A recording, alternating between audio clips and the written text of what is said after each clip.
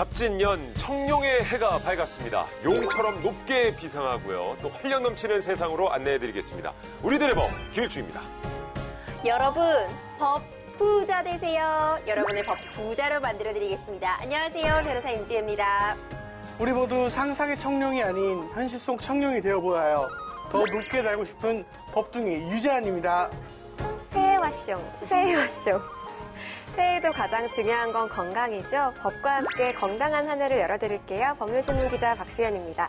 네, 반갑습니다, 여러분. 반갑습니다. 자, 새해 복 많이 받으세요. 새해 복 많이 받으세요. 복 많이 받으세요. 네, 용의 해, 갑진년 새해가 밝았습니다. 근데 이제 청룡의 해라고 하니까 고구려의 기상이 떠오르죠. 고구려. 좌청룡 주해. 야, 그리고 우백호 수연. 그 사이에 우리 재환이. 전 앞으로 가는 네. 전 앞으로. 현무. 전현무를 꿈꾸는 거예요? 아니요. 그 형 좀 별로예요. 예. 그 형은 형 좀 별로예요. 예. 우리가 또 그 전설 속의 현무 네. 있죠. 이 방위의 신이라 불리는. 예. 그럼 우리를 든든하게 좀 방위 지켜줄 수 있겠어요? 몸으로 제가 막아드리겠습니다. 걱정하지 마세요. 든든하네. 자, 근데 또 새해가 되면 이렇게 새해 소망을 또 빌지 않겠습니까?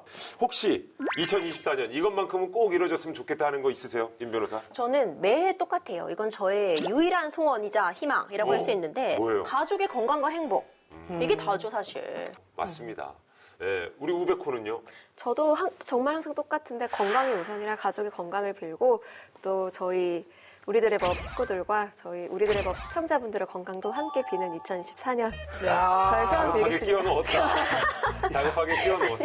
맞아요. 우리들의 법을 어디서든 조금이라도 보신 분들 다 행복하시길 기원해드리는. 네. 개인적인 소망 있으세요? 저는 제가 잘 됐으면 좋겠어요. 네. 그렇죠. 좋아요. 일단은 좋아요. 내가 일단은 우선이지. 제가 잘 되고 제 많은 그런 어떤 저만의 지식과 노하우들을 많은 사람들을 퍼뜨리고 싶어요. 네. 맞아요. 그리고 뭐 건강은 최선을 다해서 저도 건강해져 보기로 네, 좋습니다. 다짐해 보겠습니다. 알겠습니다. 네.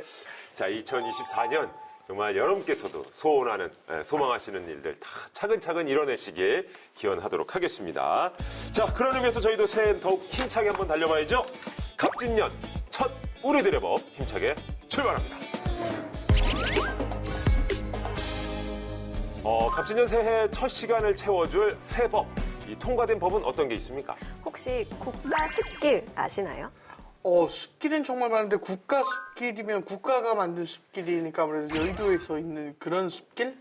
사실은 이거는 국가가 만들었다기보다는 국가가 네. 관리하는 숲길을 말하는데요. 그 혹시 지리산 둘레길 들어보셨죠? 둘레길 알죠? 네. 유명하죠. 지리산 둘레길을 포함해서 뭐 백두대간 트레일, DMZ 펀치볼 둘레길, 대관령 숲길 이런 걸 다 포함해서 현재 총 9개가 국가 숲길로 지정이 됐습니다. 네. 작년 10월에 산림치유와 국가 숲길 경제 활성화 기반을 마련한 산림문화 및 휴양법 개정안이 통과가 됐습니다. 이 중에서 혹시 가보신 데가 있는지 모르겠는데 저는 대관령 숲길도 좀 걸어봤고 네. 이게 촬영차 DMZ 펀치볼 둘레길도 한번 가본 적이 있어요. 지리산 둘레길은 아직은 경험은 못 해봤는데 딱 듣기만 해도 진짜 한 번씩 걸어보고 싶은 그런 길이긴 합니다. 근데 이렇게 국가 숲길이라고 거창하긴 합니다만 지정이 되려면 특별한 가치가 있어야 되는 거 아니겠습니까? 그렇습니다. 어떤 기준이 있어요. 어떤 생태학적 가치나요, 역사나 문화적인 배경, 그리고 숲길의 규모, 숲길의 조성 적합성, 운영 관리 체계 여부, 연결성, 접근성 이런 7가지 기준을 충족을 해야지만 국가 숲길로 지정이 될 수 있습니다. 예를 들어서 최초로 국가 숲길로 지정이 된 대관령 숲길 한번 살펴볼게요. 우리 여러분, 눈을 좀 감아주세요. 네. 눈 꼭 감아주세요. 드넓은 숲길이 펼쳐져 있습니다. 거기에다 양떼 목장 있어요. 그리고 우리의 동계올림픽 개최지입니다. 이 아름다운 자연경관 너무 아름답지 않나요? 볼거리와 체험할 거리가 넘쳐나잖아요. 이 정도의 가치는 가지고 있어야 국가 숲길이라고 할 수 있습니다. 그려졌죠. 예. 그 저쪽에 한우마을도 있어요. 한우마, 그렇죠. 휴게소도 그렇게 맛있는 데가 많아요. 좋아요. 알감자. 네. 확실히 우리 작곡가는 또 이런 그렇죠. 거 상상하면 영감. 영감이 떠오르지 않아요? 저 같은 경우도 역시 이런 뭐 둘레길이라든가 아니면 꽃길 걸을 때가 가장 많이 좀 영감이 오는 것 같아요. 예, 예쁜 길. 오, 그 둘레길이나 숲길 걸을 때 딱 들으면서 딱 운동하면서. 걸으면 네. 좋을 곡 한번 제가, 뽑아보세요. 부탁드립니다. 한번 뽑아서 드리겠습니다. 네. 예. 아, 정말 상상만 해도 치유가 되는 그런 느낌인데 말이죠. 이 국가 숲길을 통해서 어떻게 경제 활성화를 찾겠다는 건지 이게 좀 구체적인 내용을 들어봐야 될 것 같은데요. 네, 국가숲길 운영과 관리에 대한 업무를 위탁하는 법적 근거를 마련을 했는데요. 그렇게 되면 국가숲길 품질 제고가 가능해질 것 같고요.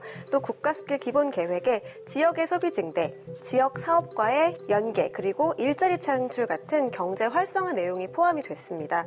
그러니까 결국에는 지역 발전을 위해서 좋은 법안이다, 이렇게 볼 수 있는 겁니다. 근데 어디에 위탁을 하는 건가요?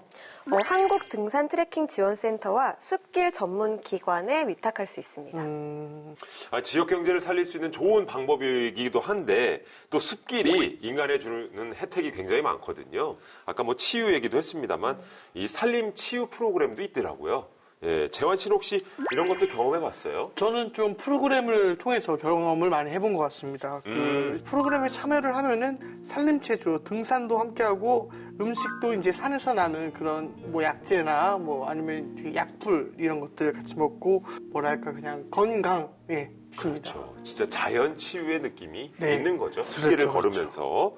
자, 근데 지금 법명을 들어보니까 이미 산림 치유 이것이 법적으로 명시가 돼 있었나 봐요. 네, 맞습니다. 이제 병을 치료한다라는 개념보다는 몸과 마음을 건강히 한다라는 개념이 더 정확하게 설명을 할 수 있을 것 같아요. 이 산림문화 휴양에 관한 법률이 2005년도에 이미 제정이 되었거든요.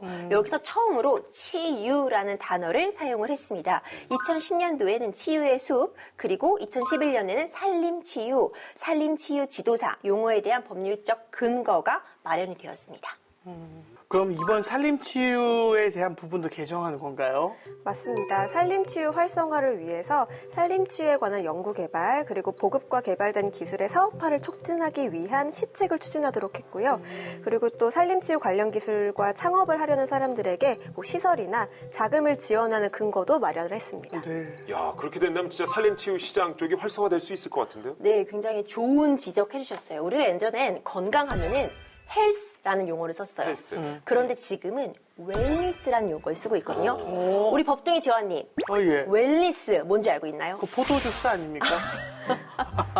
하나 점이 더 있는 건 이제 네. 포도주스고, 그 운동을 해도 과학적으로 하는 뭐 그런 거가 아닌가요 혹시? 이 웰니스는요, 어떤 웰비잉에다가 뭐 해피니스, 피트니스 이런 거에 좀 적합한 용어라고 볼 수도 있을 텐데, 결국 건강하게 살아가는데 그 생활 방식 속에 운동 같은 게 접목이 되어 있는 거죠. 바로 이 산림치유가 웰니스에 딱 들어맞는 것 같습니다. 그래서 산림치유 기술이 지역 관광산업이라든가 민간 웰니스 사업과 연계가 된다면 새로운 국민 건강 증진 사업에 어떤 큰 역할을 할 것으로 많은 기대를 받고 있습니다. 그래서 부쩍 요즘 이렇게 산을 찾으시는 분들이 그렇죠. 더 많아지시는 것 같아요. 확실히 산에 가면 치유가 되는 느낌이 드니까. 맞아요. 네, 아니 근데 법 시행은 도대체 언제 하는 겁니까? 보통 공포 후 6개월이 지나야 하니까요. 네네. 아마 올해 5월에는 이 법이 시행될 것으로 보입니다. 올해 오, 5월 정도. 그렇군요. 자, 이렇게 일자리를 창출하고 또 지역 경제가 살아나는 것도 중요하지만 무엇보다 숲길이 많아지면 이 지구가 그만큼 건강해진다는 뜻 아니겠습니까? 자, 새해에는 국가 숲길 정복 요것도 한번 리스트에 포함시켜보는 것이 좋지 않을까 생각을 해봅니다. 자, 이번에는 2024년을 건강한 숲길처럼 더 활기차게 만들 분을 모셔봐야 되겠죠? 오늘의 입법자들 바로 이분입니다.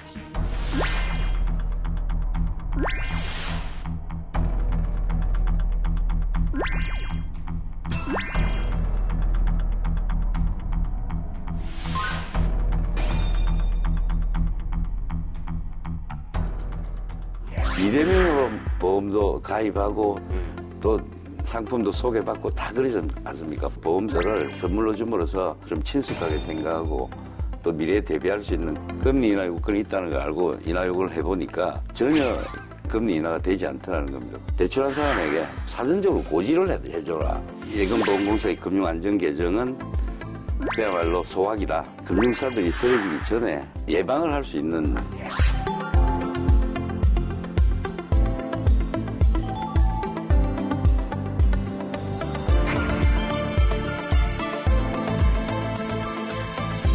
경청, 배려, 공감에 있어서만큼 이분만한 능력자가 없다고 합니다. 부산 동래구가 선택한 동래의 신사, 국민의힘 김희곤 의원님 자리하셨습니다. 어서 오세요. 네, 반갑습니다. 안녕하세요. 부산 동래의 김희곤입니다.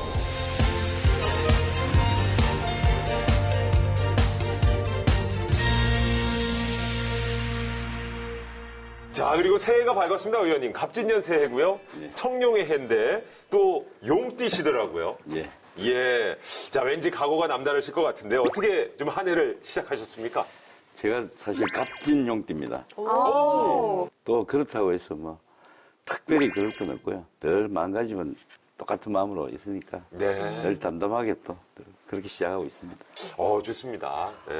저는 오늘 의원님 뵀는데 좀 약간 이런 생각했어요. 그 상이 웃는 상이시다. 실제로 그런 말씀 좀 많이 들으실 것 같아요, 주변에서. 실제 그런 말 많이 듣죠. 근데 군대에서는 야단 많이 맞았습니다. 이런 웃으면 안 되잖아요. 예. 그렇죠. 이렇게 또 군대에서는 또 긴장하고 네. 있어야 되는데 또 가만히 있어도 웃는 얼굴인 걸 네. 어떻게 합니까? 예. 그래서 국회의원을 하시면서는 굉장히 좀 예. 긍정적인 효과가 많을 것 같은데요. 뭐 시장이든 다니면 친근해서 소탈해서 좋다. 그런 말씀 많이 듣고 있습니다. 예, 맞습니다. 편해 보인다는 말씀이죠. 예. 또 새해가 밝았지만 지난 날에 대해서 말씀을 안 드려볼 수가 없는데요. 벌써 21대 국회가 시작한 지 3년 9개월째 접어들었습니다. 좀 의원님 처음에 목표하셨던 바를 잘 달성하고 계시는지 한번 여쭤보고 싶습니다. 제가 국회에서만 지금 96년도부터니까 한 30년 가까이 지내고 있습니다. 늘 뭐 국회라는 데가 어떤 데인지를 너무나 잘 알고 있고 또 제가 이제 막상 국회의원이 되니까 하고 싶은 일이 참 많았죠. 뭐 이런저런 일들을 많이 했습니다만 제 입으로 말씀드리기가 조금 그렇지 않나요? 예, 국정감사 우수위원상 수상하셨습니다. 아유, 축하드립니다. 이런 거 연락해서 좀 말씀드려야죠. 예. 여러 가지 사회 곳곳에 문제점들을 짚고 또 대안을 제시하고 또 정부가 운영을 잘하고 있는가 정책을 잘 반영하고 있는지 이런 걸 감시하는 건데 뭐 그런 부분에 제가 나름은 조금 열심히 했다고 인정해 주신 것 같아서 뿌듯하기도 하고요. 그 다음에 또 생각해보면 지난 3년 동안 큰 일들이 많았습니다. 지방선거, 대통령 선거, 다 뭐 성공적으로 다 제 입장에서는 해냈고요. 나름은 뭐 보람도 있고 또 아쉬운 점도 있고 그렇습니다. 그럼 법안 얘기로 좀 돌아와서 이 법안만큼은 내가 참 흐뭇하게 하는 그런 법안이다, 뿌듯하다 하시는 법안 있으실까요? 작년에 정무위에서 11월 달만 해도 법안 9개를 통과시켰는데 그 중에 하나 기억에 남는 건 그 페이퍼리스법이라고 우리가 늘 뭐 카드사들 이렇게 뭐 써내고 하면 연락 오고 하는 게 전부 종이 문서로 되지 않습니까? 이 전자문서로 안 되겠다 법으로 돼 있었거든요.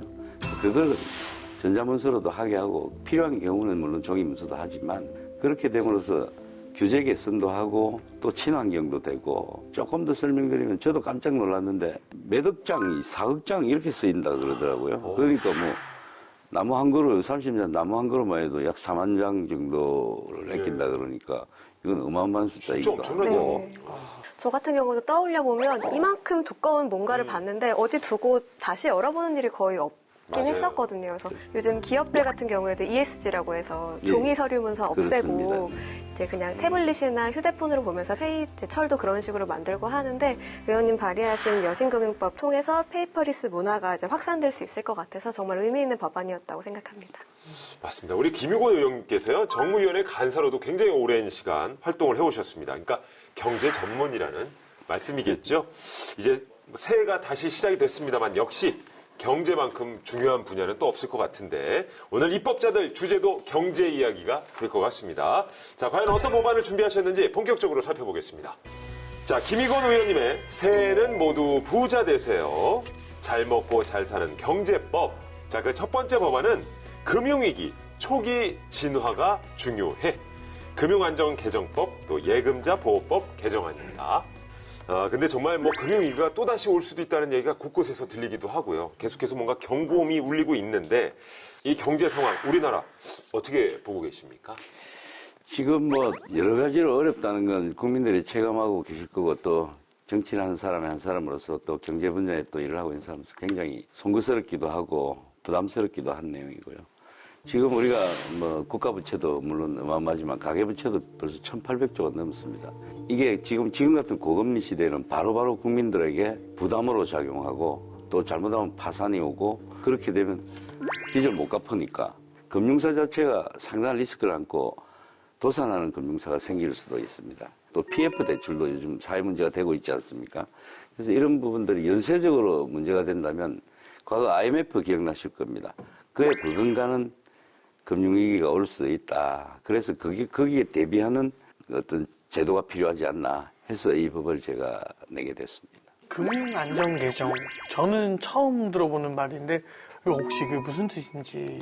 보통 우리가 공적상황기금이라는 게 있습니다. 이건 IMF 때나 우리 보면 금융위기가 왔을 때 금융사들에게 세금으로 빚을 대신 갚아주고 나중에 물론 그건 받기는 합니다만 이런 식으로 되다 보니까 사실 국민의 혈세가 잘못하면 엄청난 낭비되는 이게 수십조 수백조의 돈이 들어가거든요. 네. 그래서 이 부분에 금융사들이 쓰러지기 전에 예금보험공사의 어떤 요 금융안전개정이라는 요 개정을 두게 되면 미리 대비하는 하나의 비크를 만들어 놓는 겁니다. 그래서 이걸 통해서 예금보험공사하고 금융위원회가 같이 의논을 해서 적시에 조기에 그것도 금융사들에게 자금을 뒷받침해줘서 유동성 위기도 넘기고 정상적으로 활동할 수 있는 그 용어가 금융안전개정이라는 걸 미리 사전에 놔놓는 건데 이거는 뭐 약간 어렵긴 하지만 그런 내용입니다.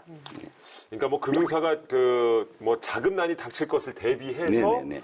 대형 적금 통장을 미리 들어놓는다. 네네 그렇습니다. 이렇게 좀 그렇게 보시면 정확하고요. 네. 이 특징은 사전에 신속하게 예방을 할 수 있는 제도다. 이렇게 보시면 되겠습니다.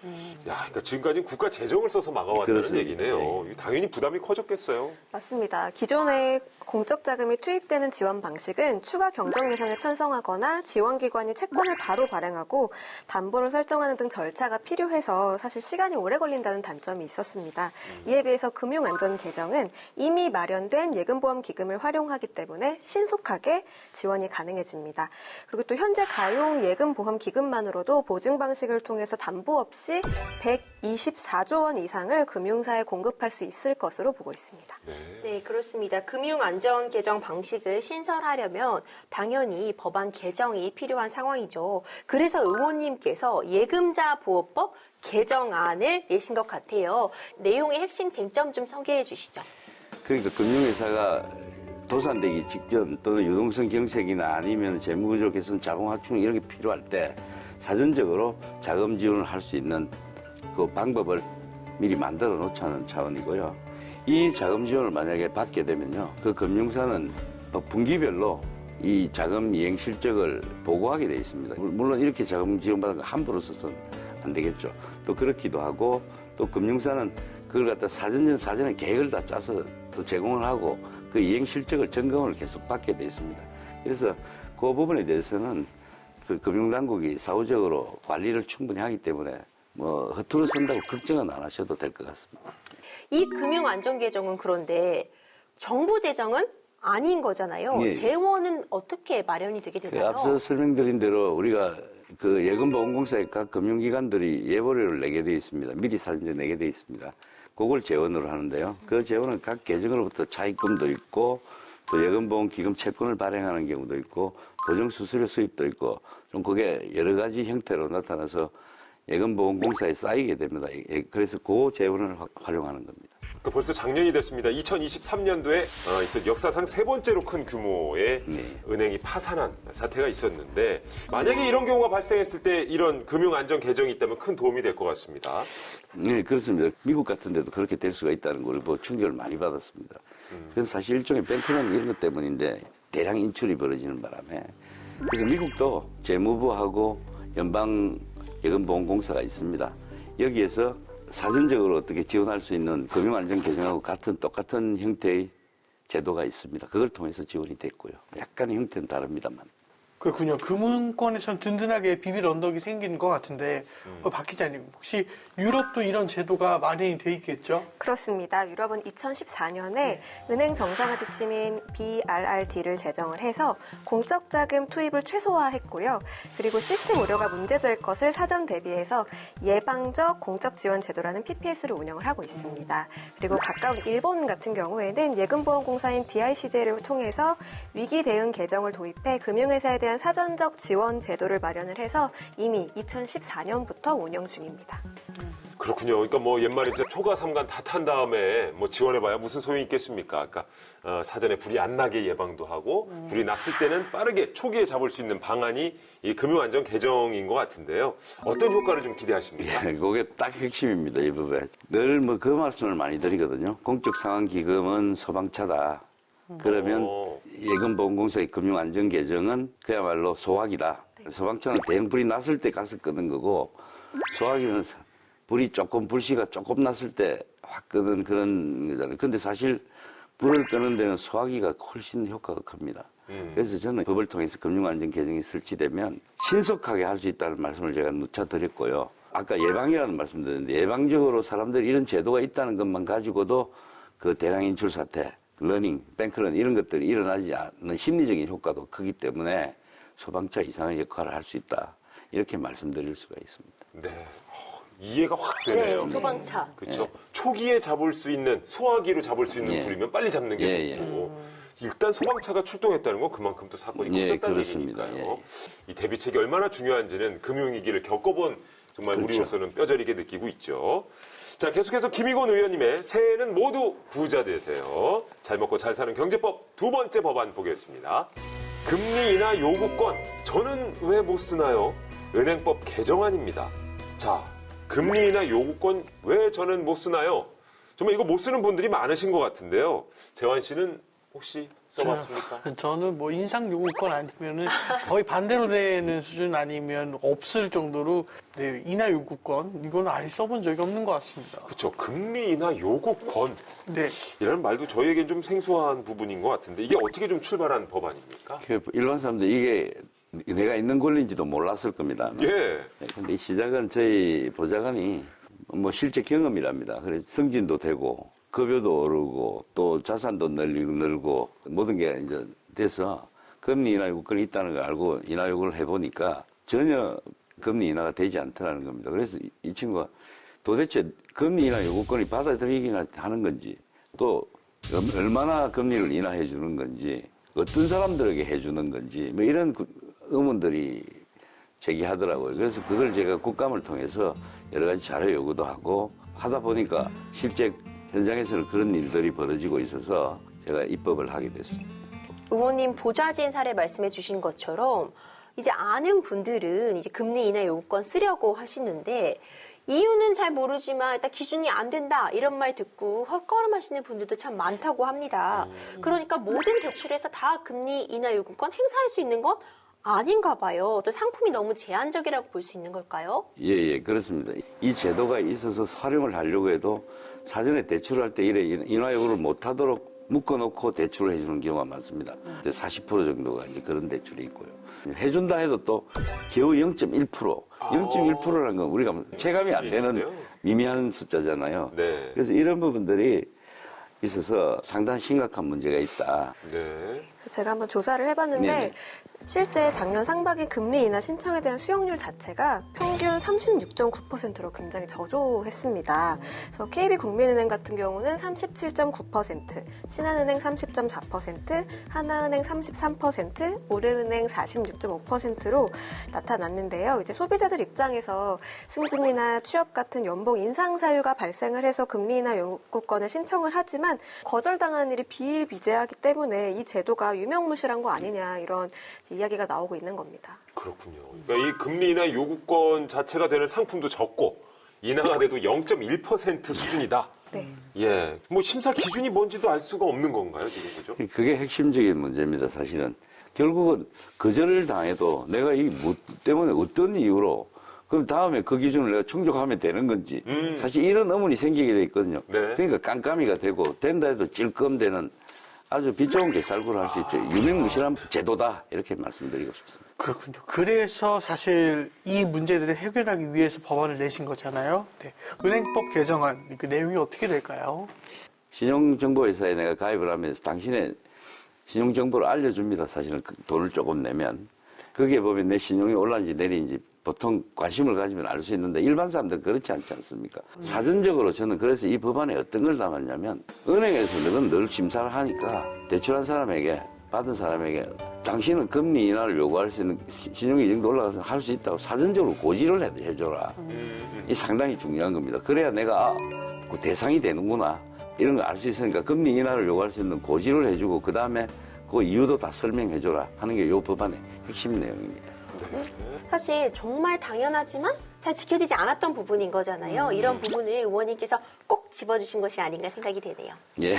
예, 진짜 대단히 상식적인 법안이기 그렇습니다. 때문에 네. 이거는 뭐 통과될 것 같은데요. 뭐 크게 이견이 있는 건 아닙니다. 그 네. 법안이 많이 밀려 있어서 좀 밀리고 하는데 뭐 계속해서 제가 정무위 법안 심사 소위에 있기 때문에 뭐 조만간 될 것 같습니다. 예. 예, 저희도 한번 기대를 해보고요. 자, 계속해서 김희건 의원님의 잘 먹고 잘 사는 경제법 세 번째 법안입니다. 보험. 이제 선물로 받으세요. 보험업법 개정안입니다. 근데 이제 보험을 선물로 받는다고 하니까 굉장히 좀 기분은 좋아지는 것 같은데요. 예, 보험 선물이라는 거 받아봤어요, 재현 씨? 보험 선물을 해보긴 해봤습니다. 네. 어떻게요? 저희 어머님께 네. 보험 가입을 해드렸다. 보험 가입을 해드렸죠. 그래서 엄마한테 이거 선물이야. 네, 선물이야. 돈은 예. 제가 내고. 네. 그러다가 결국엔 어머니께서 내시게 되셨는데, 보험료를 어머니가 내시고. 네, 어머니가 내시게 됐어요. 예, 새해 좀 효자라는 칭찬을 드리려고 그랬는데. 알겠습니다. 그러니까 저희가 생각하는 보험 선물이라는 건 네. 정말 네. 딱 요 정도 선인데, 자, 이게 어떤 취지에서 출발한 어떤 법인지 좀 소개해 주세요. 이게 오늘 쭉 다룬 내용들이 법안들이 좀 용어들이 생소한 것들이 맞아요. 많고 네. 실생활에 조금 떨어져 있는 내용들이 있어 그런데 한마디만 바꾸면 사실 간단한 내용입니다. 과거에 우리 그거 아실 거 보험 아줌마 아실 겁니다. 네, 방문 판매도 네, 하셨죠. 네. 예, 그게 이 보험 아줌마들이 너무 과당으로 경쟁하고 또 수당 때문에 보험을 대신 가입하기도 하고 여러 가지 부작용들이 많고 해서 질서를 바로잡고 하자 이래서 특별 이익 제공 금지 이 법을 만들었던 겁니다. 지금 생각하면 그게 어마어마한 특별한 이익을 제공하는 건 아니지만 그래도 그런 게 약간의 미끼 같은 사회적으로 문제가 되고 여러 가지가 돼서 그걸 금지시키자고 낸 법인데 현실에는 좀 맞지 않다. 왜냐하면 지금은 비대면으로 보험도 가입하고 상품도 소개받고 다 그러지 않습니까? 그리고 젊은 사람들 사이에는 또 더더욱 비대면으로 뭐 보고 가입하고 우리 자동차 보험 생각하시면 간단합니다. 그렇다 보니까 지금 이런 비대면으로 하는 사람에게까지 그런 특별 이익 제공 금지를 규정을 두고 있다는 게 시대에 맞지 않고 다른 또 금융 상품들은 특별 이익 제공을 금지시키지 않았어요. 그 형평성에도 맞지 않고 이렇기 때문에 우리 작은 권리지만 우리 소비자에게 돌려주고 우리 국민에게 돌려주자는 취지로 이 법안을 낸 겁니다. 근데 특별 이익 제공. 그 말이 좀 어렵죠. 예, 이거 좀 궁금해지긴 해요. 맞습니다. 말이 좀 어렵다고 느끼실 수 있을 것 같아요. 이 특별이익 제공은요, 보험업법령 제98조를 보게 되면은요, 보험업법상 금지가 되고 있는 특별이익 제공 행위가 규정이 되어 있습니다. 보험사가 보험계약 체결 모집에 관련해서 보험계약자나 피보험자에게 보험업에서 정하고 있는 어떤 일정 이익을 제공하기로 하는 약속, 그런 행위를 말하는 데래요. 기존에는 고객에게 연간 보험료의 10%나 아니면 3만 원 중 적은 금액을 제공할 수 있었습니다. 그러니까 뭐 쉽게 말해 그런 거 아닙니까? 그러니까 보험 판매하면서 이거 가입해 주시면 저희가 뭐 서비스로 뭐 드릴게요. 그렇죠. 이런 걸 특별 이익이라고 하는 거예요. 예전에 막 신문 보면은 현찰 자전거 막 준다. 현찰 주시고 맞아요. 아, 그런 이런 걸 좀 것들을 쉽게 생각해 보실 수 있을 것 같아요. 특별 이익이라고 한다. 자, 근데 보험업법에서 정하고 있는 일정한 이익이라는 말은 또 뭡니까? 그러니까 이 금품이나 보험료의 어떤 할인이나 수수료 지급, 보험료 대납, 대출금에 대한 이자 대납 등을 제공하기로 하는 그런 약속, 제공하거나 약속하는 행위를 금지하고 있는 거죠. 요즘 뭐 10,000원 미만짜리 보험도 꽤 많아가지고 그런 경우에는 경품 제공이 1,000원을 넘으면 안 된다. 그렇죠. 라는 얘기가 될 텐데, 자, 의원님, 이렇게 소액 보험인 경우에 보험사가 무료로 그러면 소비자에게 제공을 한다는 건지, 이게 어떤 논리인지 좀 자세히 설명을 해주시죠. 네, 그렇습니다. 이게 우리가 여행자보험이나 아까 그런 보험들을 선물로 줌으로써 특히 젊은 친구들 사이에서 많이 인터넷이나 비대면을 통해서 정보를 많이 취득하니까 앞으로 보험 상품이나 보험을 좀 친숙하게 생각하고 또 미래에 대비할 수 있는 그런 것도 좀 길러주자는 취지가 큽니다, 사실.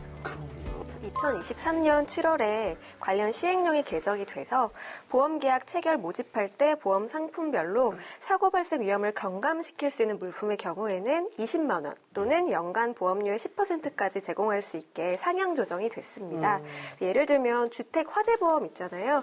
이거 가입할 때 소비자에게 가스 누출이라든지 화재 발생 감지 제품 같은 걸 제공을 할 수가 있고요. 요즘 또 반려동물 함께 하시는 분들 많으신데 펫보험 같은 경우에는 반려동물 구충제나 예방접종 사고 위험 경감이나 사전 예방이 가능한 20만 원 이하의 사은품을 제공하는 방식입니다. 제 주변에서 보니까 보험을 들었는데 20만 원 정도 되는 스마트워치를 선물로 받는 거예요. 오. 예, 저도 이거 혹하더라고요. 예, 그래요? 어디요? 왜? 하나마침 필요한데? 아, 있으시잖아요. 그래요? 예. 그런 정보는 좀 공유합시다.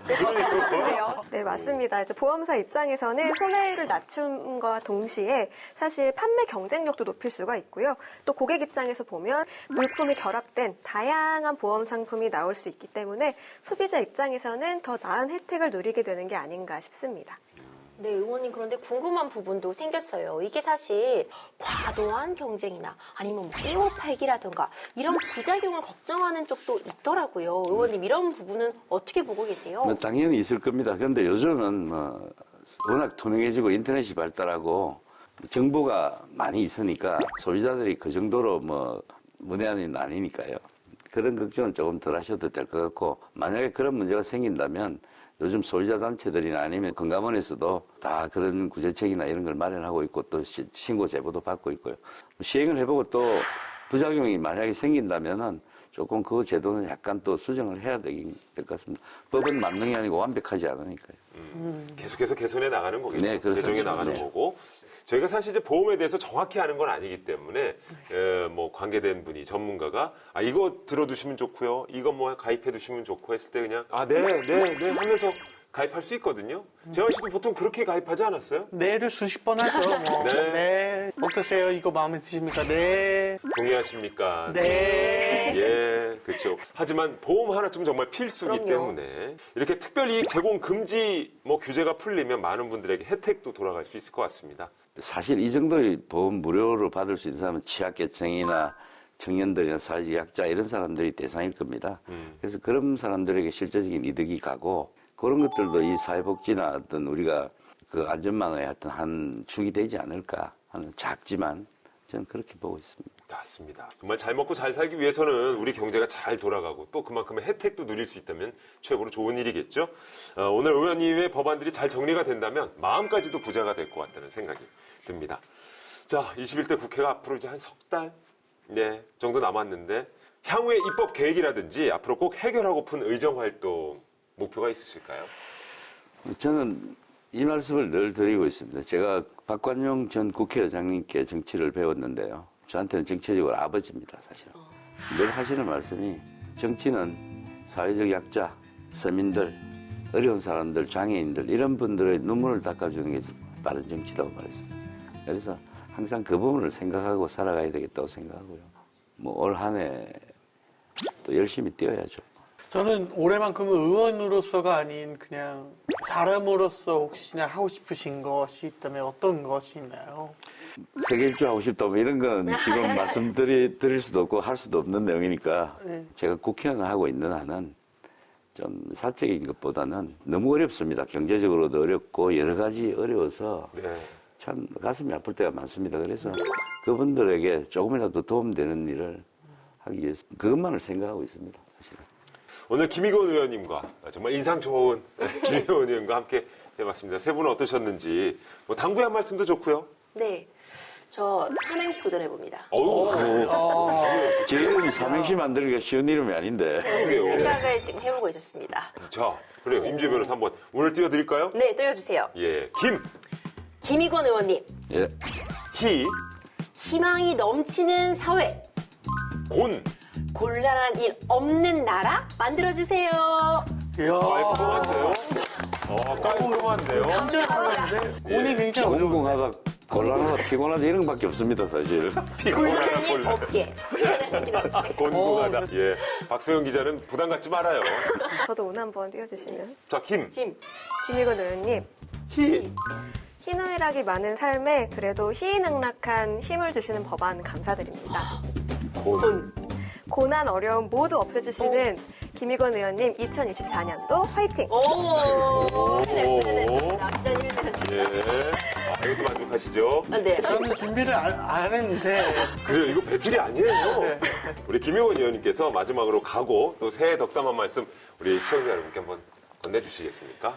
항상 똑같은 마음으로 조용하지만 차분하지만 또 열정적으로 열심히 국민들을 바라보고 열심히 해보겠습니다.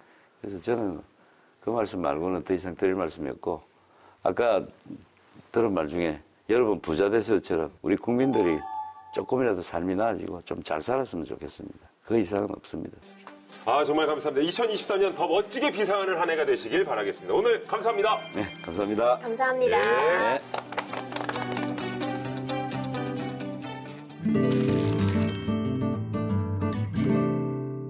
법을 몰랐다고요? 아니면 법을 잘못 알고 계셨나요? 제대로 읽어드린 방법을 알려드리겠습니다. 법 읽어드립니다. 자, 요즘에 이 대출 때문에 곳곳이 또 난리난 얘기를 들었습니다. 이게 얼마나 힘든지 요즘에 뭐 기사를 통해서 좀 접하고 있습니다. 은행 대출 금리 진짜 많이 올랐거든요. 그렇다면서요. 네. 그렇기 때문에 막 전세 자금 같은 거 못 받고 못 빠져나가시고 하다 보면은 정말 이자가 하루하루 눈덩이처럼 불어나셔서 이와 관련해서 분쟁도 정말 많이 일어나고 있습니다. 근데 더 큰 문제는 바로 사채입니다. 이런. 그러니까 대부업체에서 돈 빌린 분들 말씀 들어보면 하루하루가 정말 지옥 같다 이런 표현들을 하기도 하시는데요. 워낙 이자율도 높지만 불법 고리대금 업체가 요즘 기승을 부리고 있기 때문에 서민들 씨름이 커지고 있다는 기사도 계속해서 나오고 있는 실정입니다. 오늘 법 읽어드립니다에서는요, 이 바로 대부업체에서 빌린 돈 때문에 생긴 일이라고 하는데, 자, 사건 내용부터 한번 확인해 보시죠. 여보세요? 유엘 씨죠? 여기 돈 나와라 뚝딱인데요. 빌린 돈 이자 낼 때가 지났어요. 얼마였죠? 요즘 장사가 통 안 돼서. 지금 1,000만 원인데 곧 1,300만 원 넘을 예정이에요. 아니 뭐라고요? 그 무슨 소리예요? 무슨 이자가 그렇게는 못 주죠. 이상한 분이다. 알고 빌리신 거 아니에요? 오빠, 이 사람 돈 못 준다는데? 멋이라, 못 줘? 그럼 우리가 또 친절히 찾아가 받아와야지. 애기야, 가자, 응? 아따, 여기는 엄청 썰렁하다 못해 축구마이. 아니 왜 당신이 여기까지? 아니 여보, 저 사람 뭐야? 너무 무섭게 생겼어. 우락부락해. 키만 엄청 크고. 어허, 이 잘생긴 얼굴을 그렇게 폄하하면 안 되지. 나가 누구냐면 말이여, 당신들 돈 빌려준 착한 사람. 보자, 어디 보자. 아이고, 우리가 말이여, 이자가 3,000%니까 한 1,300만 원 쪼까 넘는구만. 당장 갚아야지. 아니 무슨 2,200을 빌렸는데 이자가 1,300이나 돼요. 그것도 6개월밖에 안 됐는데. 아따, 이 아줌마이가 또 시세를 통 모르는가 빼. 애기야, 네가 저 계산을 좀 다시 해봐야 되겠다. 어때, 내 계산이 틀린겨? 맞아, 오빠는 완벽해. 정확히는 1,363만 원이야. 그렇지. 나가 계산에 똑 부러지니까. 자, 그럼 우린 여기서 딱 기다릴 테니까, 그 당장 저 돈 챙겨 오이소. 아니, 안 주는 게 아니라 지금 돈도 없고, 그리고 그건 이자가 너무 과하잖아요. 과한 게 아니라 이건 폭탄이네, 폭탄. 법정 이자라는 게 얼마나 제대로 딱 나와 있는데 이건 말도 안 돼요. 못 줘. 아니 뭐 저 법 좀 공부하셨는가 봐. 응? 법정 같은 거 나는 모르고 여기서는 내가 법이지. 당장 토해내서. 안 그러면은 내가 당신 아들 학교로 관람 게. 응? 아니, 지금 우리 아들 갖고 협박하는 거예요. 이 사람들 정말 안 되겠네. 자기야, 당장 신고해. 띠띠띠띠. 거기 경찰서죠? 아따 저 경찰은 좀 거시기 한디. 야, 오늘 사연 세다. 자, 정말 거시기한 일이 벌어졌습니다. 2,200만 원을 빌렸는데 이자가 1,300만 원이 넘어요. 그러니까요. 6개월 빌렸는데 1,300이면 앞으로 얼마가 더 붙는 건지 너무 두렵습니다. 어떻게 이런 일이 있을 수 있나요? 사실 아마도 불법 업체를 이용하신 것 같고 이게 법으로는 안 되지만 이런 일이 실제로는 벌어지고 있다는 점 이번 사연을 통해서 다시 한번 확인할 수 있었네요. 좀 끔찍합니다. 아니 무슨 이자가 3,000%다. 그러게요. 근데 이게 정말 있었던 실제 사건입니까? 맞습니다. 정확히는 연이율 3,724%의 이자를 받았다고 합니다. 거의 4,000%네요. 이 사연을 좀 보면 대부업체 대표 A씨는 대부 중개 사이트에 광고글을 게시를 하고 이걸 보고 연락한 사람들을 상대로 미등록 대부업을 하기로 마음을 먹습니다. 그리고 나서 대표로서 영업소를 설치하지는 않고 실장들의 명의를 빌려서 상호를 추가하고 여러 개의 팀을 만들어서 대부업체를 운영을 했는데요. 이게 2021년 10월부터 2022년 6월까지의 일입니다. 그러니까 한마디로 진짜 불법 대부업을 한 거네요. 그렇습니다. 전국 관할 시도지사나 금융위원회에 대부업 등록을 하지 않은 채 미등록 대부업을 운영을 한 거예요. 그래서 이걸 통해서 피대부자 538명으로부터 총 4,138차례에 걸쳐서 대부 원금과 이자 명목으로 합계 10억 3,100여만 원을 수취한 혐의를 받았고요. 그리고 또 피대부자 116명에게 6,600만 원을 대부해준 다음에 이들로부터 원금과 법정이자 외에도 법정 최고 이자율인 연 20%를 초과해서 1억 8,700여만 원을 수취했습니다. 일단 저 불법 대부업을 했다는 것만으로도 처벌 대상인데 실제 판결은 어떻게 났습니까?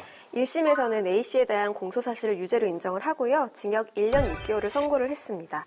그리고 또 범죄수익은닉규제법에 따라서 미등록 대부업체인 A씨가 채무자들로부터 법정 이자율을 초과해서 받은 이자 1억 8,700여만 원에 대해서 추징을 명령을 합니다.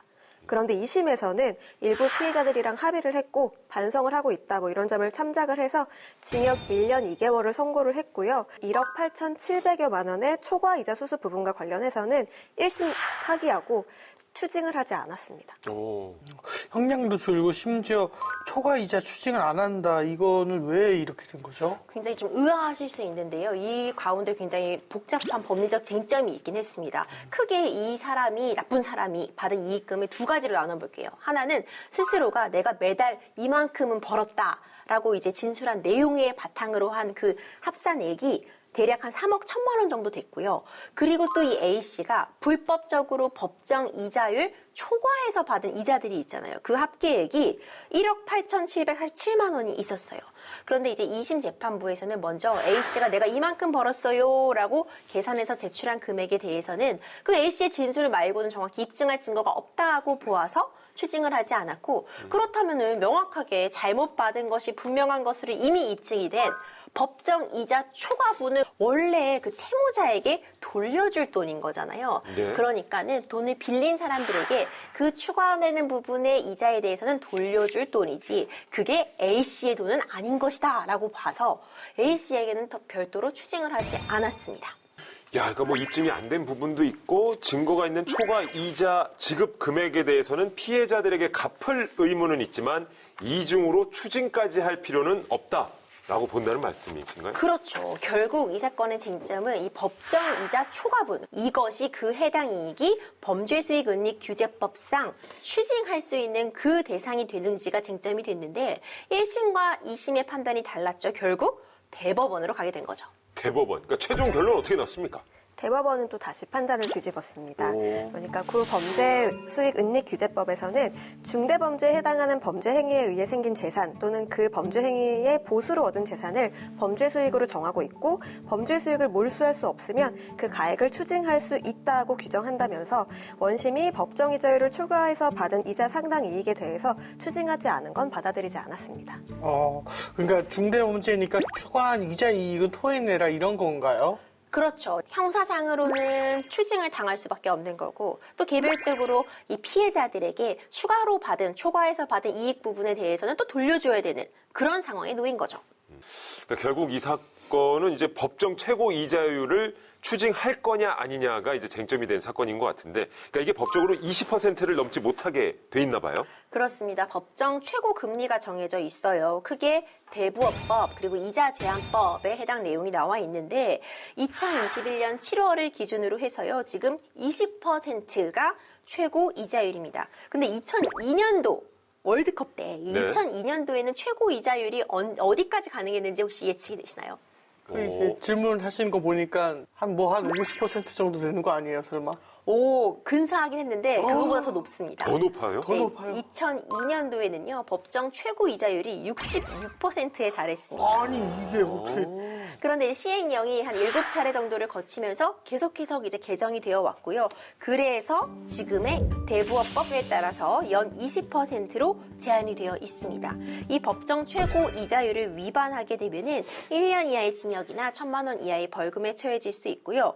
또 민법에서 정한 법정 이자라는 게 있어요. 그러니까 돈을 빌려주면서 이자를 받기로는 했는데 이자를 딱 얼마로 할지 정하지 않은 경우들도 있잖아요. 그럴 때 법정 이율을 적용하게 되면은 민법 제379조에 따라서 연 5%로 하고 있습니다. 아, 그렇군요. 그러니까 뭐 저랑 재환 씨 사이에서도 내가 재환 씨한테 돈을 빌렸는데 이자는 내가 갚을게 했지만 이자율까지 얘기하지 않았다면 그냥 자연스럽게 연 5%가 되는 거다.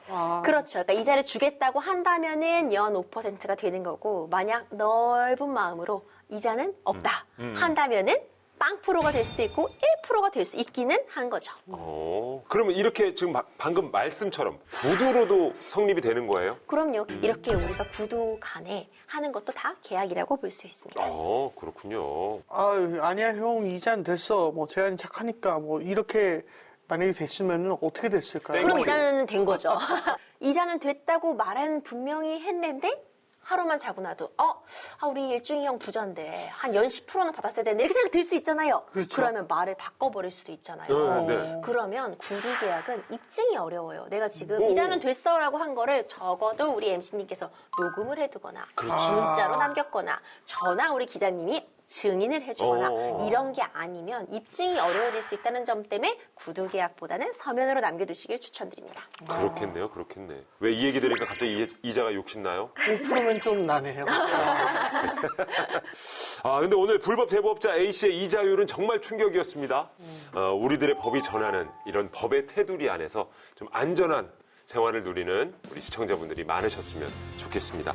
자, 올해도 저희가 법과 함께 열심히 뛸 테니까요. 함께 지켜봐 주시길 바라겠습니다. 그런 의미에서 오늘 이 시간 또 인사드리면서 마무리하도록 하겠습니다. 자, 우리들의 법 다음 시간에도 함께해요.